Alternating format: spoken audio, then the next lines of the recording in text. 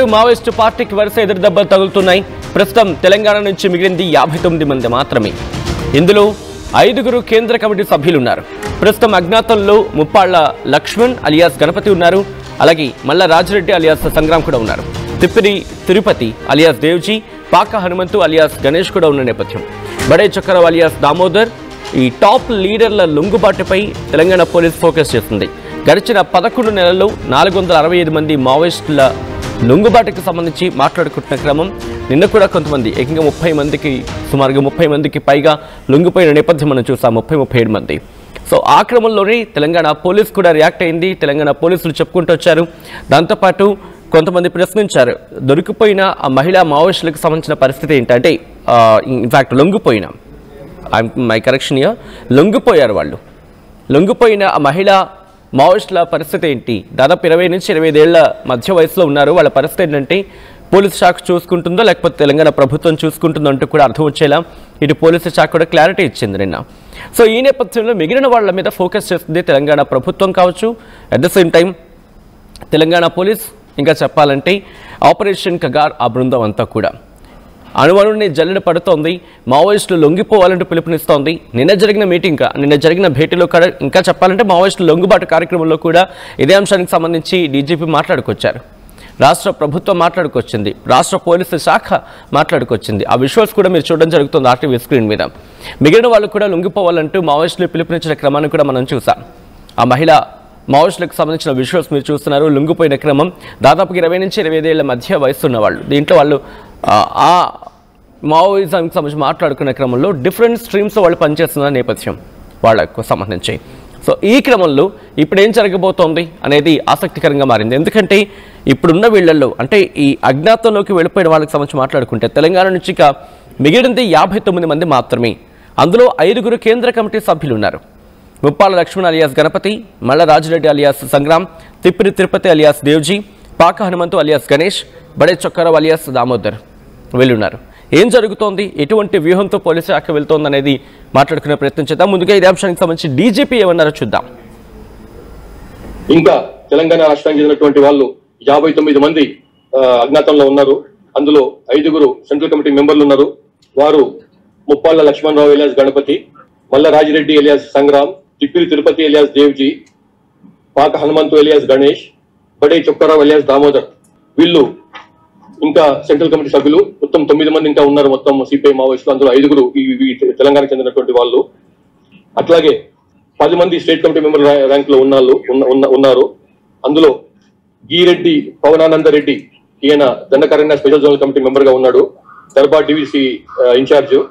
అట్లాగే జోడే రత్నాబాయ్ ఎలియాస్ సుజాత, ఈమె డికేజెడ్సి మెంబర్ గా ఉంది. ఈమె మాడేరియా డివిసి డివిజనల్ కమిటీ ఇన్ఛార్జ్ గా ఉన్నది. లోకేటి చందర్ ఎలియాస్ పడకల్ స్వామి ఎలియాస్ ప్రభాకర్, ఈయన నిజామాబాద్ జిల్లాకు చెందినటువంటి వాడు. ఇతను DKZC Dandakaranya special zonal committee member గా ఉన్నాడు, వెస్ట్ జోనల్ బ్యూరో సెక్రటరీగా ఉన్నాడు. అట్లాగే వార్తా శేఖర్ ఎలియాస్ మంటూ, ఇతను హైదరాబాద్ చెందినటువంటి ఆయన. ఇతను కూడా స్టేట్ కమిటీ మెంబర్ గా ఉన్నాడు, డికేజెడ్సిలో కమ్యూనికేషన్ వింగ్ చూస్తున్నాడు. అదే బడే చొక్కరావు ఎలియాస్ దామోదర్, ఈయన కాల్వపల్లి తాడవాయి మండలం వరంగల్ జిల్లా, పాత వరంగల్ జిల్లా. ఇతను స్టేట్ కమిటీ మెంబర్ గా ఉన్నాడు. అట్లాగే తెలంగాణ సెక్రటరీ, స్టేట్ కమిటీ సెక్రటరీగా ఉన్నాడు. ఇన్ఛార్జ్ మిలిటరీ అఫైర్స్ కి ఇన్ఛార్జ్ గా ఉన్నాడు తెలంగాణకు సంబంధించి. అట్లాగే కంకణాల రాజిరెడ్డి ఎలియాస్ వెంకటేష్, ఇతను ఇష్టంపేట గ్రామం, కాల్వ శ్రీరాంపూర్ మండలం. ఇతను స్టేట్ కమిటీ మెంబర్ గా ఉన్నాడు. అట్లాగే ముప్పిడి సాంబయ్య ఎలియాస్ సుదర్శన్, ఇతను తార్లపల్లి గ్రామం, కాజీపేట మండలం, వరంగల్ జిల్లా. ఇతను కూడా స్టేట్ కమిటీ మెంబర్ గా ఉన్నాడు. మేకల మనోజ్ ఎలియాస్ వినోద్, ఇతను చింతకుంట గ్రామం, కతలాపూర్ మండలం, కరీంనగర్ జిల్లా, పాత కరీంనగర్ జిల్లా. ఇతను స్టేట్ కమిటీ మెంబర్ గా ఉన్నాడు. కర్రా వెంకటరెడ్డి, ఇతను కోరుకొండపల్లి విలేజ్, ఏ సముద్ర మండలం, మహబూబాద్ జిల్లా. ఇతను కూడా స్టేట్ కమిటీ మెంబర్ స్థాయిలో ఉన్నాడు. అట్లాగే గంకిడి సత్యనారాయణ రెడ్డి ఎలియాస్ విజయ్, ఇతను సబితం గ్రామం, పెద్దపల్లి మండలం, పెద్దపల్లి జిల్లా. ఇతను కూడా స్టేట్ కమిటీ మెంబర్ గా ఉన్నాడు. ఈ 10 మందిని కూడా ఇంత త్వరగా బయటకు వస్తే ఎంత మంచిదని చెప్పి మేము కోరుతున్నాము. మిగతా 5 సెంట్రల్ కమిటీ సభ్యులతో పాటుగా ఇంకా రైట్, అది పోలీసులు చెప్తోంది. ఈ నేపథ్యంలో ఎటువంటి డెవలప్మెంట్స్ ఉన్నాయి, ఎటువంటి వ్యూహంతో పోలీసులు వెళ్ళడం జరుగుతోంది, అలాగే మావోయిస్టుల వ్యూహం ఏంటి, లొంగిపోయే అవకాశం ఉందా, లేకపోతే ఎటువంటి వ్యూహాలైనా అక్కడ ఇంకా రచించడం జరుగుతోందా?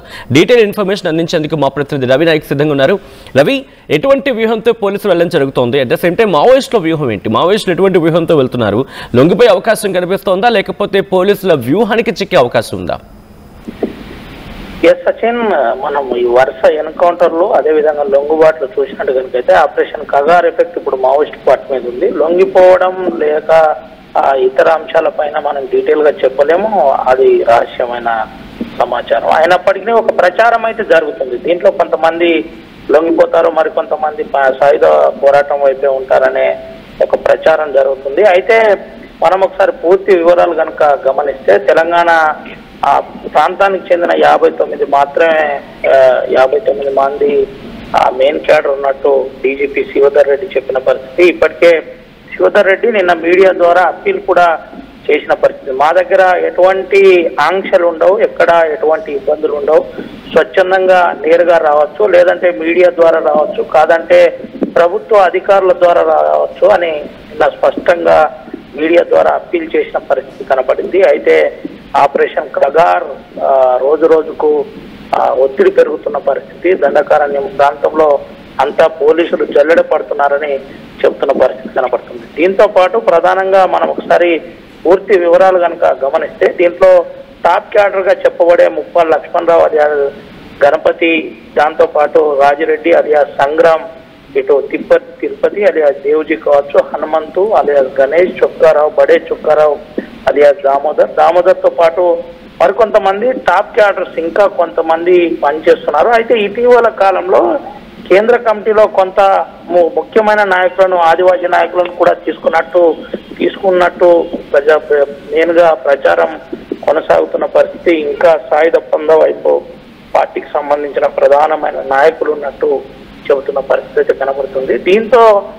దీనికి అనుగుణంగా కొంత కొత్త వ్యూహాలకు వ్యూహరచన చేసే ప్రయత్నంలో పార్టీ ముందుకు వెళ్తున్నట్టు కొంత ప్రయత్నం అయితే జరుగుతుంది. వరుస లొంగుబాట్లు, ఈ లొంగుబాట్లలో ఎక్కువగా మనం చూసినట్టు కనుకైతే వయసు మీరిన వారే ఉండడం, వారిని నేరుగా పార్టీ వెళ్ళిపోమంటుందనే ఒక ప్రచారం జరుగుతున్న పరిస్థితి. ముఖ్యంగా ఎవరైతే 50 నుండి 60 మధ్య, 60, 65, 70 మధ్య ఉన్న వారు దీర్ఘకాలిక ఇబ్బందులతోటి, అంటే ఏదో రకమైన ఆరోగ్య సమస్యతో బాధపడుతున్న వారు వెంటనే పార్టీ పోవచ్చు అనే గ్రీన్ సిగ్నల్ ఇచ్చినట్టు ఒక ప్రచారం అయితే కొనసాగుతున్న పరిస్థితి. పార్టీలో రాంగ బలవంతం లేదు, పార్టీ నుండి పోంగ కూడా ఎవరికి ఎక్కడ ఆంక్షలు లేవు, స్వచ్ఛందంగా వెళ్ళిపోవచ్చని కొంత ప్రచారం బయట జరుగుతున్న పరిస్థితి కనబడుతుంది. ఇలాంటి అంశంలో కొంత తెలంగాణ పోలీసులు మాత్రం కొంత సీరియస్ గానే దీని మీద కాన్సన్ట్రేషన్ చేసిన పరిస్థితి కనబడుతుంది. ఆ దిశగా తెలంగాణ పోలీసులు కూడా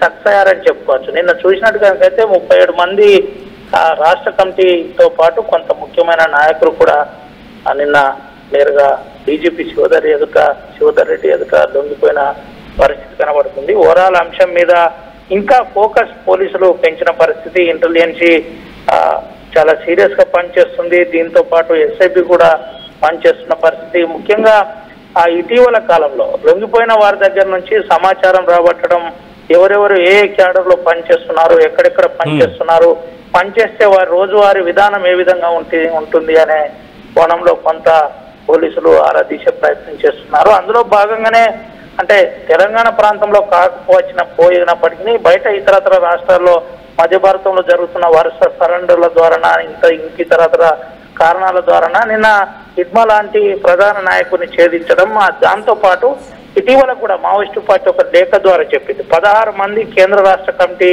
ముఖ్యమైన నాయకులను పార్టీ కోల్పోయినట్టు ఇటీవల ప్రకటించిన పరిస్థితి. అంటే ఈ విధంగా ఇటీవల కాలంలో వరుస లొంగుబాటులో దాదాపుగా 500 పైచిలుకు ముఖ్యమైన వారు, అంటే 465 మందికి పైచిలుకు ఉన్నవారు లొంగిపోయినట్టు ఇప్పటికే చెబుతున్న పరిస్థితి.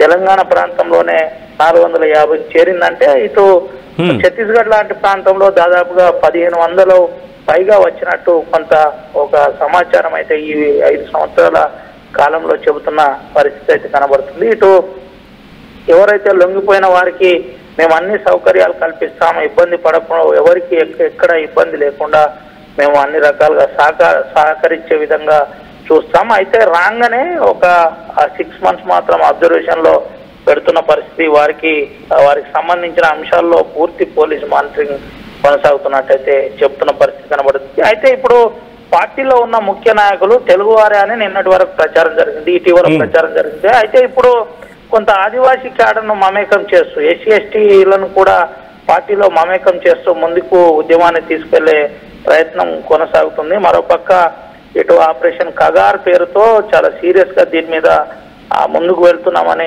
కేంద్ర మంత్రి అమిత్ షా చెబుతున్న పరిస్థితి కనబడుతుంది. ఈ రోజు కూడా అంటే ఇటీవల కూడా ఒక 2 days కోణంలో ఇటు కర్రెగుట్ట లాంటి ప్రాంతంలో కూడా మరో BSF క్యాంపును ఓపెన్ చేసిన పరిస్థితి కనబడుతుంది. అంటే వరుసగా ఎక్కడ చూసినా కూడా ఆ నిర్బంధం పెరిగిపోతుంది.